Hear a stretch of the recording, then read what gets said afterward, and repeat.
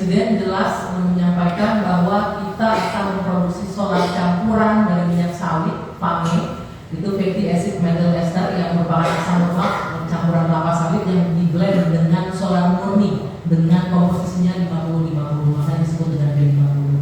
Dan berbicara mengenai ketahanan energi ini ada 4 parameternya, ada faktor availability, ketersediaan, kemudian akses energinya, kemudian keterjangkauan, affordability, dan juga ramah lingkungan, acceptability. Jadi inilah yang jadi pertimbangan akhirnya untuk mendorong implementasi B50. Selain juga dengan merespon kondisi geopolitik global, Presiden mengharapkan agar kita dapat mengoptimalkan pemanfaatan sumber daya domestik serta juga mendorong transisi energi yang lebih bersih dan berkelanjutan. Jadi ada beberapa, inilah faktor utama sebenarnya kenapa akhirnya 1 Juli ini nanti diimplementasikan, lebih kepada merespon juga kondisi geopolitik. Kita tahu harga minyak sedang naik turun, teman-teman juga mungkin merasakan fluktuasi harga minyak.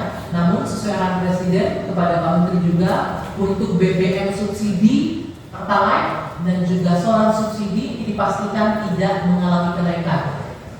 Tujuannya apa? Ini untuk memproteksi masyarakat di kelas paling bawah yang masyarakat rentan, untuk memproteksi masyarakat miskin dan juga menjaga daya beli masyarakat sehingga dijamin untuk BBM subsidi ini untuk tidak naik.